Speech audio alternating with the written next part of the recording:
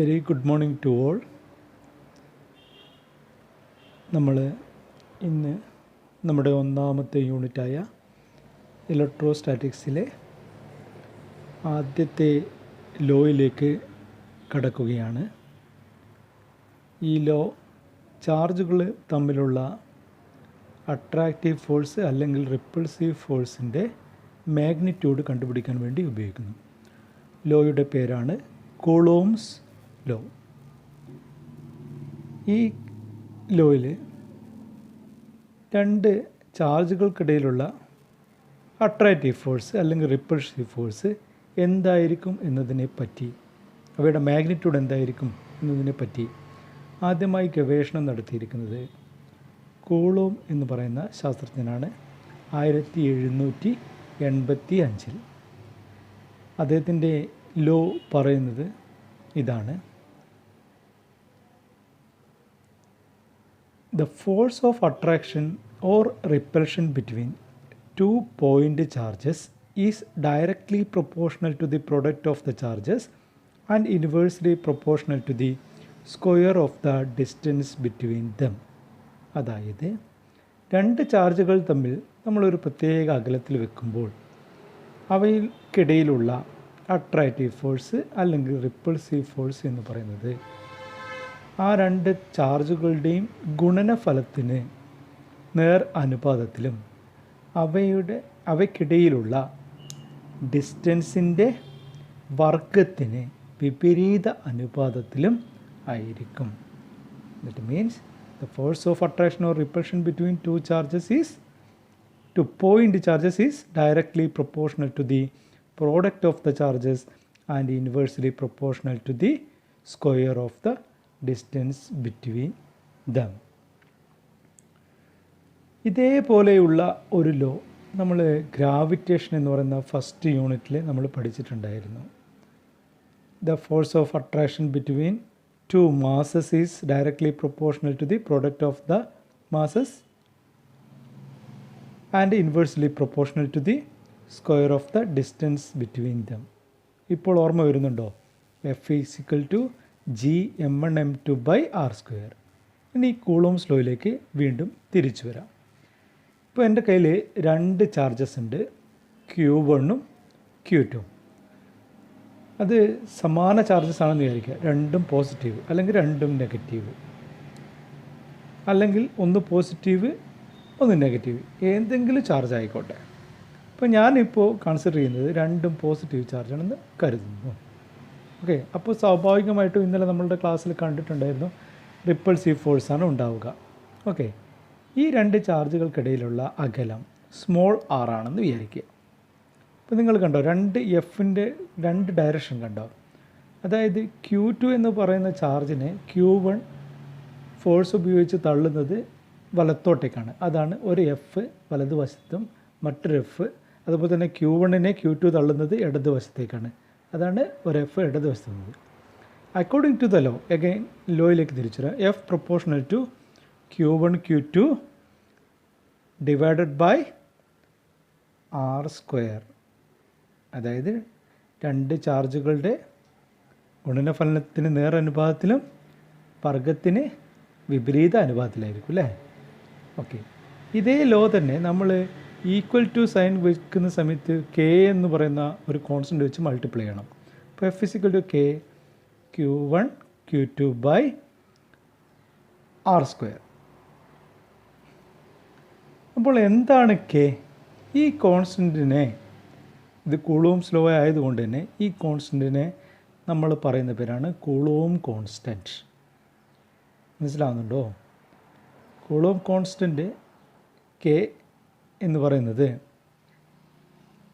നമ്മൾ എക്സ്പെരിമെൻറ്റിലൂടെ കണ്ടുപിടിച്ചിട്ടുണ്ട്. അതിൻ്റെ വാല്യൂ എന്താണെന്ന്. ആ വാല്യൂ പല മീഡിയത്തിൽ നമ്മൾ ഈ ചാർജസ് Q1ഉം Q2 പല മീഡിയത്തിൽ വെക്കുമ്പോൾ പല വാല്യൂസാണ് കിട്ടുക. ഓക്കെ, ഇപ്പോൾ വാക്വത്തിലാണ് വെച്ചതെങ്കിൽ കെയുടെ വാല്യൂ ഈക്വൽ ടു 1/4πε. ഇതിൽ എപ്സിലോൺ നിങ്ങൾക്ക് എപ്സിലോൺ സീറോ നിങ്ങൾക്ക് പരിചയം കാണില്ല അല്ലേ? എപ്സിലോൺ സീറോ എന്ന് പറയുന്നത് it is actually A characteristics of the medium. അതായത് ഒരു മീഡിയത്തിൻ്റെ ഒരു പ്രത്യേക സ്വഭാവമാണത് എപ്സിലോൺ സീറോ കൊണ്ട് ഉദ്ദേശിക്കുന്നത്. അതായത് നമ്മൾ പറയും ഇപ്പോൾ വാക്വത്തിലാണ് വെച്ചതെങ്കിൽ അതിന് നമ്മൾ പറയും പെർമിറ്റിവിറ്റി ഓഫ് ഫ്രീ സ്പേസ് എന്നാണ് പറയുക ഈ എപ്സിലോൺ സീറോയെ. എപ്സിലോൺ സീറോയുടെ വാല്യൂ കണ്ടുപിടിക്കപ്പെട്ടിട്ടുണ്ട്. എപ്സിലോൺ സീറോയുടെ വാല്യൂ എന്ന് പറയുന്നത് epsilon zero is equal to 8.854 into 10⁻⁻12 coulomb square newton raise to -1 metre raise to -2. ഇതാണ് അതിൻ്റെ വാല്യൂ വരുന്നത്. അപ്പോൾ ഈ വാല്യൂ നമ്മൾ ഈ ഇക്വേഷനിൽ നമ്മൾ സബ്സ്റ്റിറ്റ്യൂട്ട് ചെയ്ത് കഴിഞ്ഞാൽ നമുക്ക് കിട്ടുന്ന വാല്യൂ എന്ന് പറയുന്നത് 9 into 10⁻⁹ newton metre square coulomb raise to -2 ആയിരിക്കും. ഓക്കെ, ഈ വാല്യൂ ആണ് നമ്മൾ പ്രോബ്ലം ഒക്കെ ചെയ്യുന്ന സമയത്ത് നമുക്ക് ഈ 1/4πε0യുടെ സ്ഥാനത്ത് നമുക്ക് ഈ വാല്യൂ കൊടുത്താൽ മതി. എന്നിട്ട് പ്രോബ്ലം ചെയ്യുമ്പോൾ വളരെ എളുപ്പത്തിൽ നമുക്ക് ഉത്തരം കിട്ടും.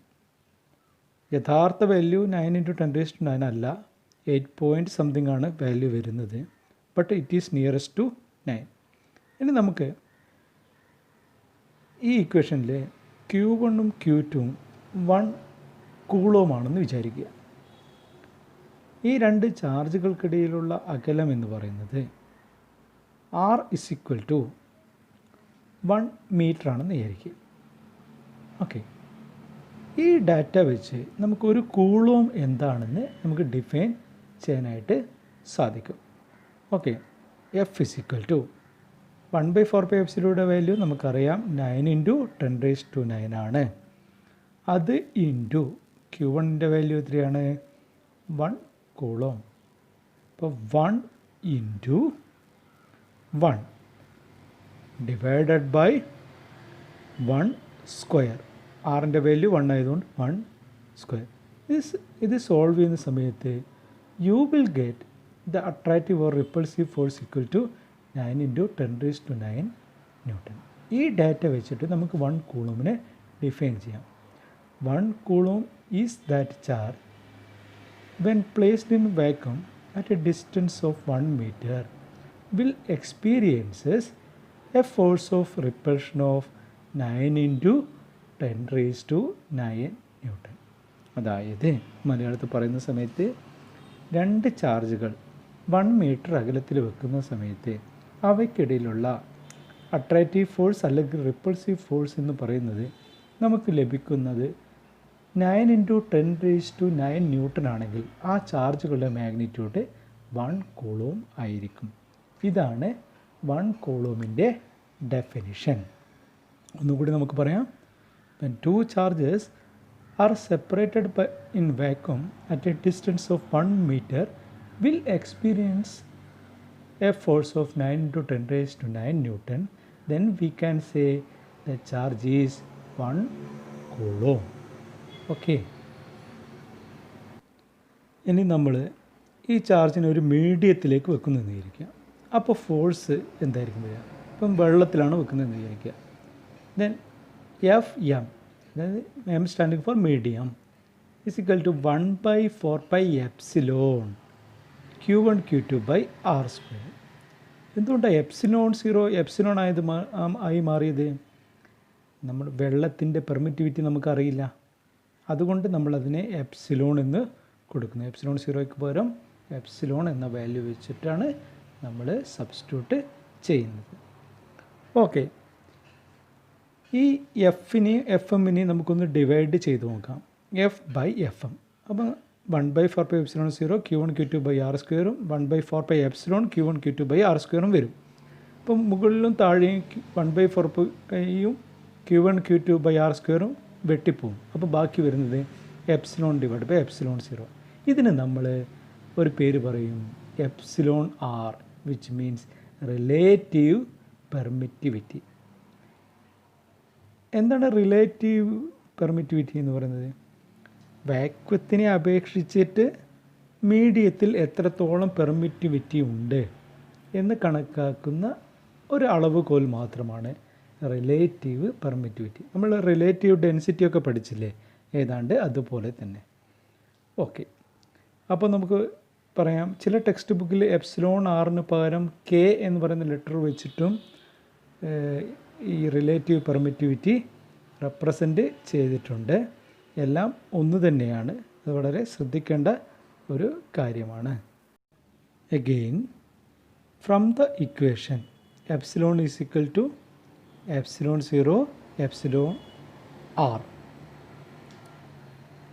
ഇത് ആണ് പെർമിറ്റിവിറ്റി ഓഫ് ദി മീഡിയം. ഇപ്പോൾ പെർമിറ്റിവിറ്റി ഓഫ് ദ മീഡിയം അല്ലെങ്കിൽ വെള്ളത്തിൻ്റെ, ഞാൻ പറഞ്ഞ നേരത്തെ വെള്ളത്തിലാണ് ചാർജ് വെച്ചത്. ഇപ്പോൾ വെള്ളത്തിൻ്റെ പെർമിറ്റിവിറ്റി എന്ന് പറയുന്നത് വാക്വത്തിലുള്ള പെർമിറ്റിവിറ്റിയെ കൊണ്ട് റിലേറ്റീവ് പെർമിറ്റിവിറ്റി മൾട്ടിപ്ലൈ ചെയ്യുക. അപ്പോൾ നമുക്ക് ഇങ്ങനെ എഴുതാം, എപ്സിലോണിൻ്റെ സ്ഥാനത്ത് നമുക്ക് ഇങ്ങനെ എഴുതാം, F is equal to F by epsilon R.